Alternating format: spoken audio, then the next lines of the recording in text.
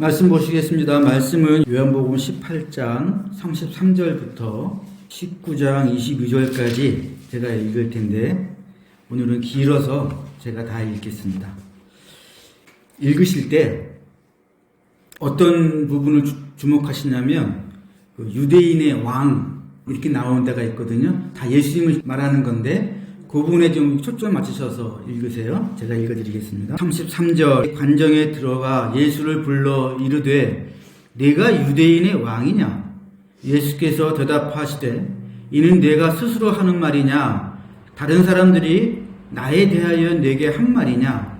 빌라도가 대답하되 내가 유대인이냐? 내 나라 사람과 대제사장들이 너를 내게 넘겼으니 내가 무엇을 하였느냐?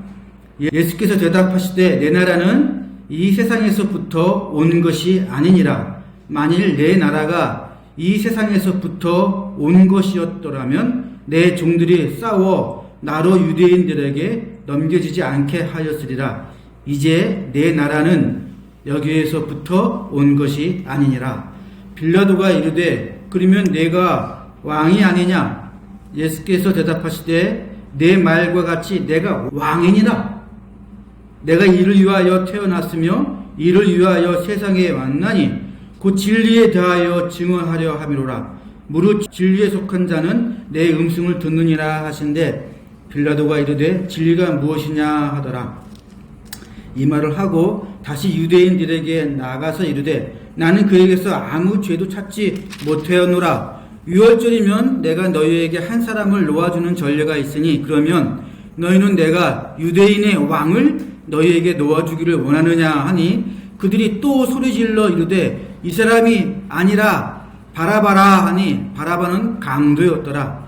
이에 빌라도가 예수를 데려다가 채찍질하더라. 군인들이 가시나무로 관을 엮어 그의 머리에 씌우고 자색 옷을 입히고 앞에 가서 이르되 유대인의 왕이여 평안할지어다 하며 손으로 때리더라. 빌라도가 다시 밖에 나가 말하되 보라 이 사람을 데리고 너희에게 나오나니 이는 내가 그에게서 아무 죄도 찾지 못한 것을 너희로 알게 하려 함이로라 하더라. 이에 예수께서 가시관을 쓰고 자색 옷을 입고 나오시니 빌라도가 그들에게 말하되 보라 이 사람이로다 하매 대제사장들과 아랫사람들이 예수를 보고 소리질러 이르되 십자가에 못 박으소서 십자가에 못 박으소서 하는지라. 빌라도가 이르되 너희가 친히 데려다가 십자가에 못 박으라. 나는 그에게서 죄를 찾지 못하였노라. 유대인이 대답하되 우리에게 법이 있으니 그 법대로 하면 그가 당연히 죽을 것은 그가 자기를 하나님의 아들이라 함이니이다. 빌라도가 이 말을 듣고 더욱 두려워하여 다시 관정에 들어가서 예수께 말하되 너는 어디로부터냐 하되 예수께서 대답하여 주지 아니하시는지라. 빌라도가 이르되 내게 말하지 아니하느냐? 내가 너를 놓을 고난도 있고 십자가에 못 박을 고난도 있는 줄을 알지 못하느냐? 예수께서 대답하시되 위에서 주지 아니하였더라면 나를 해야 할 고난이 없었으리니 그러므로 나를 내게 넘겨준 자의 죄는 더 크다 하시니라. 이러므로 빌라도가 예수를 놓으려 힘썼으나 유대인들이 소리질러 이르되 이 사람을 놓으면 가이사의 충신이 아니니이다. 무릇 자기를 왕이라 하는 자는 가이사를 반역하는 것이니이다. 빌라도가 이 말을 듣고 예수를 끌고 나가서 돌을 깐 뜰 히브리 말로 가바다에 있는 재판석에 앉아 있더라. 이날은 유월절의 준비일이요 때는 제6시라. 빌라도가 유대인들에게 이르되 보라 너희 왕이로다. 그들이 소리 지르되 없이하소서 없이하소서 그를 십자가에 못 박게 하소서. 빌라도가 이르되 내가 너희 왕을 십자가에 못 박으랴. 대제사장들이 대답하되 가이사 외에는 우리에게 왕이 없나이다. 이것 때문에 유대인들이 하나님 백성이 안 된 거예요. 가이사 외에는 우리에게 왕이 없나이다. 고백했어요. 하나님이 왕이 아니라 로마 황제가 왕이라고. 이에 예수를 십자가에 못 박고 그들에게 넘겨주니라. 그들이 예수를 맡음에 예수께서 자기 십자가를 지시고 회골 히브리 말로 골고다이라 하는 곳에 나가시니 그들이 거기서 예수를 십자가에 못 박을새 다른 두 사람도 그와 함께 좌우편에 못 박으니 예수는 가운데 있더라. 빌라도가 패를 써서 십자가 위에 붙이니 나사렛 예수 유대인의 왕이라 기록되었더라. 예수께서 못 박히신 곳이 성에서 가까운 고로 많은 유대인들이 이 패를 읽었는데 히브리와 로마와 헬라 말로 기록되었더라. 유대인들의 대제사장들이 빌라도에게 이르되 유대인의 왕이라 쓰지 말고 자칭 유대인의 왕이라 쓰라 하니 빌라도가 대답하되 내가 쓸 것을 썼다 하니라. 많은 교회와 목사님들이 정치에 대해서 잘 얘기하지 않습니다. 여러 가지 복잡한 이유가 있어요, 신학적으로. 근데 그런 이유들을 말하면 재미도 없고 시간도 많이 가니까 제가 얘기하지 않겠습니다. 여하튼 여러 가지 이유로 인해서 교회는 정치는 우리와 상관없다고 생각을 하게 되었어요. 게다가 몇몇 이상한 목사들이 있지 않습니까? 이런 사람들 때문에 더욱 교회에서 정치에 대해서 말하지 않게 되었습니다. 근데 여러분, 성경은요 매우 정치적입니다. 그래서 왕에 대한 기록이 많아요. 왜냐하면 한 명의 왕 때문에 하나님의 백성인 이스라엘 민족이 망하기도 하고 흥하기도 하니까 왕에 대한 기록이 많습니다. 제가 대표적인 말씀, 이사야서 9장에 있는 말씀 읽어드릴게요.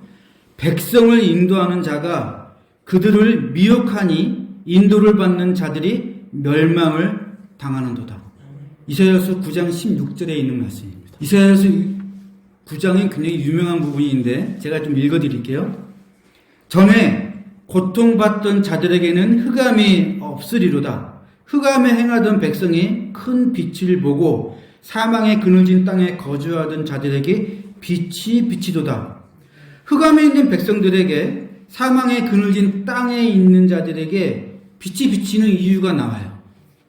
이는 그들이 무겁게 맨 멍에와 그들의 어깨의 채찍과 그 압제자의 막대기를 주께서 꺾으시되 어지러이 싸우는 군인들의 신과 피 묻은 겉옷이 불의 섭같이 살라졌기 때문이다.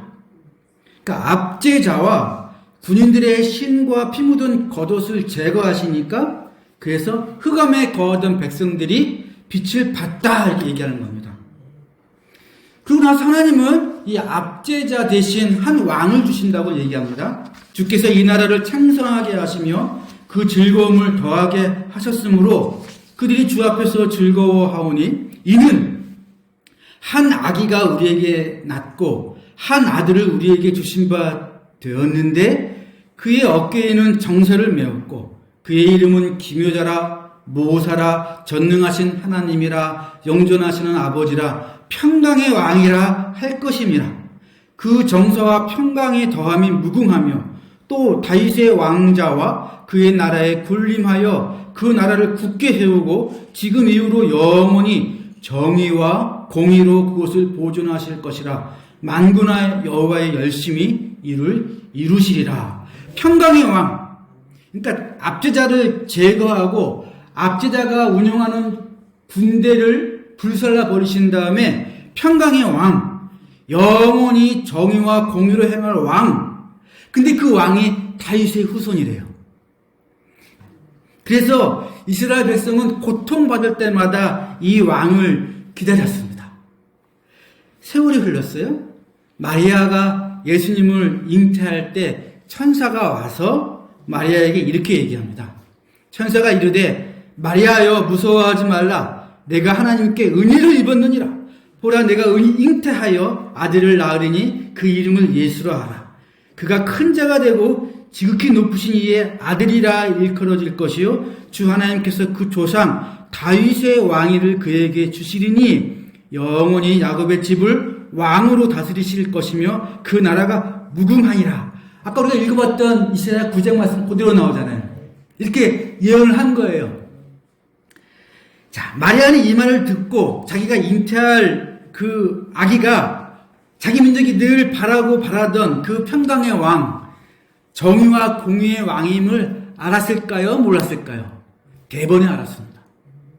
대번에 알았어요. 그래서 어떻게 얘기했냐면 이 말을 듣고 나서 이렇게 찬양합니다. 마리아가 이르되 내 영혼이 주를 찬양하며 내 마음이 하나님 내 구주를 기뻐하였으면 그의 여종의 비천함을 돌보셨음이라. 보라 이제 후로는 만세에 나를 복이 있다 일컬이리. 왜 그럴까?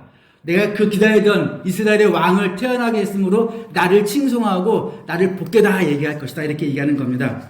하나님이 큰 일을 내게 행하셨으니 그의 팔로 힘을 보이사.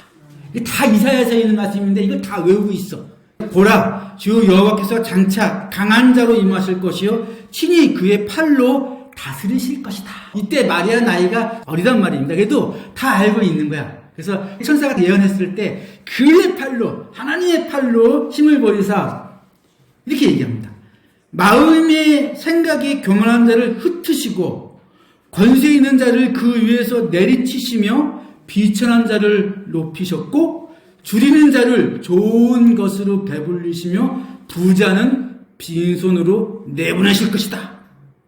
그중 이스라엘을 도우사 긍휼히 여기시고 기억하시되 우리 조상에게 말씀하신 것과 같이 아브라함과 그 자손에게 영원히 하시리로다 하느라. 네, 이게 누가복음 1장에 나오는 말입니다. 여러분, 유관순 열사가 그 3.1절 그때 할 때 이화 고등학교 1학년이었습니다. 3.1절 전날 이런 식으로 얘기했어요. 오 하나님, 이제 시간이 임박했습니다. 원수, 외놈을 물리쳐 주시고 이 땅에 자유와 독립을 주소서. 내일 거사할 3.1절이니까 내일 거사할 각 대표들에게 더욱 용기와 힘을 주시고 이 민족의 행복한 땅이 되게 하소서. 주여 이 소녀에게 용기와 힘을 주옵소서. 예수님의 이름으로 기도합니다. 아멘. 이화여고 1학년이 이렇게 얘기했어요. 의식이 있어요, 없어요? 분명히 있죠. 어제 여의도에서 수능 끝내고 온 고3 애들이 그렇게 많았대요. 이 아이들이 계엄이 뭔지도 모르고 아무것도 모르는데 작년 이맘때에 서울의 봄이라는 영화를 개봉했는데 그 영화를 1,300만이 봤대요. 그러니까 4명 중에 1명은 본 거야. 게다가 이번에 이제 계엄 그러니까 애들이 또 보고 나온 거야. 그러니까 이제 계엄이 뭔지 분명하게 인식을 한 거야. 그래서 수능 끝난 애들이 이제 막 노래 부르는 분 거기다가 계엄, 뭐, 이렇게 탄핵 이렇게 쓰고 나왔더라. 똑같은 겁니다. 예수님을 잉태한 마리아도 천사가 다윗의 후손이 왕을 내가 잉태할 것이다 하니까 금방 그 왕이 누군지 알았던 겁니다. 그래서 예수님은 이 땅에 오실 때 처음부터 왕으로 오신 겁니다. 처음부터 정치적인 왕으로 오신 거예요. 마태복음 2장에 나와 있는 말씀인데 헤롯 왕 때에 예수께서 유대 베들레헴에서 나심에 동방으로부터 박사들이 예루살렘에 이르러 말하되 유대인의 왕으로 나신 이가 어디 계시냐? 우리가 동방에서 그의 별을 보고 그에게 경배하러 왔노라 하니 헤롯 왕과 온 예루살렘이 듣고 소동한지라. 왜 소동했을까요? 헤롯이 지가 왕인데 유대인의 왕이 낫다 그러니까 큰일 난 거 아닙니까? 그래서 헤롯 왕이 유대인의 왕을 죽일 계략을 꾸밉니다. 헤롯이 사람을 보내어 베들레헴과 그 모든 지경 안에 있는 산의 아이를 박사에게 자세히 알아본 그때를 기준하여 2살부터 그 아래로 다 죽이니. 처음부터 예수님은 어떤 분으로 오신 거예요? 정치적인 왕으로 오셔서 처음부터 목숨의 위협을 받으셨죠. 마지막에도 그래서 돌아가신 겁니다. 여러분, 예수님과 십자가의 이야기는 핵심적인 이야기가 두 가지예요. 하나는 죄를 해결하는 문제가 있고 하나는 정치적인 의미가 있습니다. 첫 번째 죄 문제는 어떻게 해결하셨죠? 하나님의 이 좋은 세상을 망치고 있는 이 죄를 하나님이 해결하시는 방법으로 예수님과 십자가를 쓰셨어요. 죄는 두 가지가 있습니다. 내가 짓는 죄가 있고 내가 죄를 짓게 만드는 죄가 있어요. 그렇죠? 내가 죄를 짓게 만드는 죄가 나를 꼬셔서 내가 죄를 짓습니다. 그러니까 하나님은 이 두 가지를 다 해결해야 돼요. 죄를 꼬시는 그 죄, 마귀라 그러죠. 마귀도 처리를 해야 되고 뿐만 아니라 그 죄로 이미 죄를 짓고 있었던 죄도 해결해 주셔야 돼요.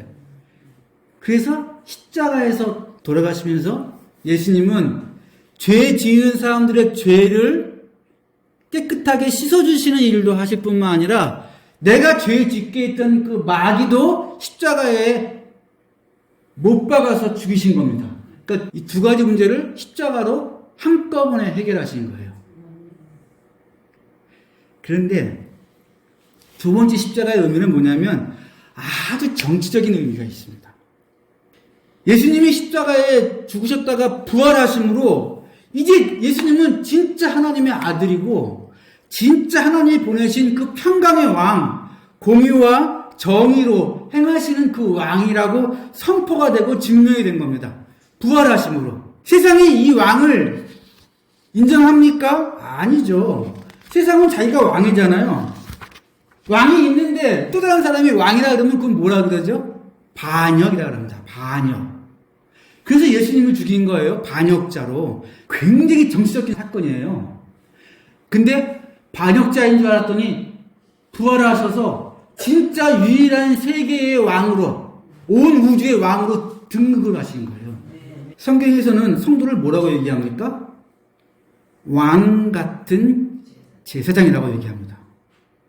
예수님이 왕이면 우리도 똑같이 왕처럼 행해야 합니다. 마리아가 이렇게 얘기했죠. 하나님의 팔로 힘을 보이사 마음의 생각에 교만한 자를 흩으셨고, 마음이 교만한 자들이 있어요.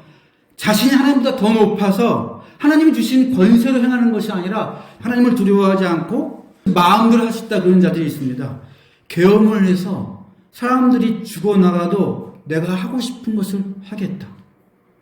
그 교만한 자를 흩어버리십시오 라고 얘기합니다. 우리가 그걸 해야 돼요. 왜? 왕이니까. 힘은 누가 발휘하는 거예요? 하나님의 힘이, 하나님의 팔이. 그러니까 우리는 뭐 해야 돼? 기도해야 된다. 권세 있는 자를 그 위에서 내리치시며 비천한 자를 높이셨고 줄이는 자를 좋은 것으로 배부르셨으며 부자는 빈손으로 보내셨다. 이게 무슨 말입니까? 권세 있는 자와 부자가 그 권세로 비천한 자를 굶주리는 자를 압박하고 굶주리는 자를 더 굶주리게 하지 않습니까?